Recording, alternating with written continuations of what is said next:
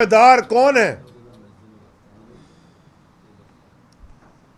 यहां बदमाशों का टोला है जो हुकूमत कर रहा है, और जिन्होंने इस बदमाशी को रोकना होता है यानी कि लॉ एनफोर्समेंट एजेंसीज, वो उनकी गोद में चढ़ के बैठ गए। वो उनके पार्टनर्स इन क्राइम है।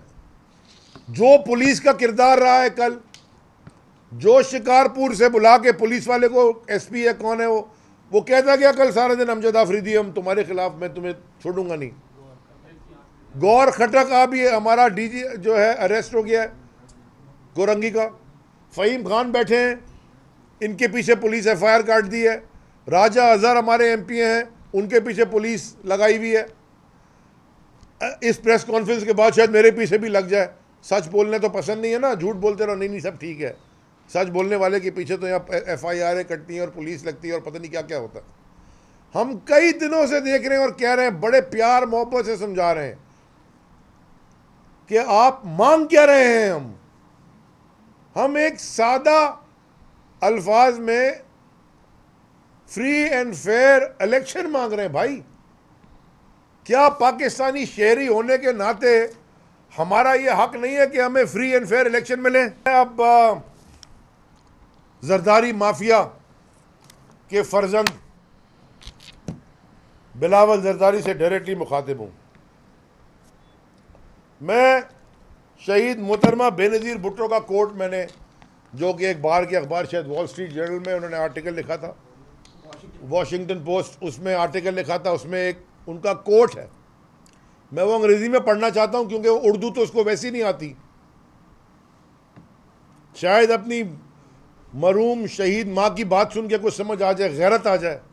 उन्होंने कहा, all through the years of the Soviet Empire, its Politburo held elections. Of course, calling something an election and having actually an election are two different things. Basically, उन्होंने ये याद दिलाया कि Soviet union में जब एम्पायर थी ना, communism जो पीक पे था, वो हर वक्त वहाँ इलेक्शन होते थे, मगर क्या वो इलेक्शन कहलाए जाते थे या ऐसी एक्सरसाइज होती थी, पता होता था पहले से किसने जीतना, भाई आए ना आए। ये पाकिस्तान आज इस तरफ चला गया। कल के जो हालात हमने टीवी पे देखे। बिलावल, तुम भी करप्ट हो क्योंकि तुम मुलव्विस हो करप्शन में। तुम्हारी जमात करप्शन कर रही है और तुम उसको प्रोटेक्ट करते हो। तुम्हारे वालिद के बारे में तो दुनिया के हर अखबार ने और हर चैनल ने क्या क्या लिखा हुआ है, और यहाँ के कोर्ट्स ने क्या क्या किया, वो भी करप्ट है। इसलिए मैं अब इसको पीपल्स पार्टी कहता ही नहीं। वो शहीद मोहतरमा बेनज़ीर भुट्टो के साथ गड़ी खैरों में, अपना रटो डेरों में, गड़ी खुदा बख्श में दफन हो गई है। यह है जरदारी माफिया। और मैं कराची के हर शहरी से पूछना चाहता हूँ, और मुझे पता है जवाब, कि क्या 15 साल में जो इन डाकुओं ने कराची के साथ किया है, उसके बाद कोई शख्स जाके पाकिस्तान ये पीपल्स पार्टी के झंडे तले जरदारी माफिया को वोट देगा? इस शहर की तबाही करने के बाद और ये देखने के बाद कि लाड़काना कैसा है और बाकी सिंध का क्या हाल है, इस दारुल खिलाफा सिंध के साथ जो कराची के साथ किया है, कोई वोट देगा? लेकिन उसके बाद भी पॉलिटिकल इंजीनियरिंग करके पाकिस्तान पीपल्स पार्टी को जिताने की कोशिश की जा रही है, और हो रही है, कामयाबी से कर रहे हैं, बेईमानी कामयाबी से कर रहे हैं। चोर को चोर क्यों कहते हैं? क्योंकि वो चोरी करता है। एडवर्टाइजिंग चल रही थी टीवी के ऊपर, कल तक चल रही थी। हमने खत लिखा, इलेक्शन कमीशन ने जी शो कॉज भी दिया इंफॉर्मेशन सेक्रेटरी को सिंध के हमारे खत पे, लेकिन वो फिर भी चल रही थी।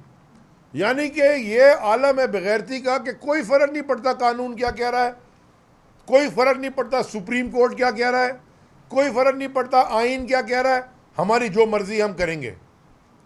सुप्रीम कोर्ट का तो दिसंबर 2021 का अहकामात है, आर्टिकल 148 कि वो आज तक नहीं हुए, कंटेम्प्ट करके बैठी हुई है। आखिर में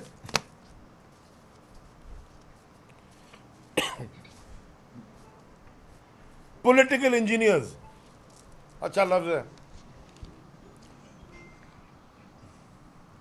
दुनिया की तारीख में मुझे ज़रा कोई ये बता दे, पूरी तारीख पढ़ लें,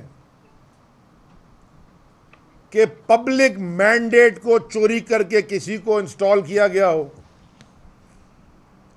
अवाम की राय के खिलाफ अगर ज़बरदस्ती किसी को बिठाया गया हो, क्या वो माशरा, वो सोसाइटी, वो मुल्क ने कभी तरक्की की है? पब्लिक मैंडेट आप चोरी करते हैं, पब्लिक मैंडेट आप मैनिपुलेट करते हैं, पब्लिक मैंडेट में धांधली करते हैं, चोर ऊपर बैठते हैं और वो मुल्क का नुकसान पहुंचाते हैं। सो जो इस चोरी में मुलव्वस है, आप पाकिस्तान की खिदमत नहीं कर रहे, आप पाकिस्तान को नुकसान पहुंचा रहे हैं। नुकसान पहुंचाने वाले मेरे मुल्क को मेरे मुल्क के दोस्त नहीं हो सकते।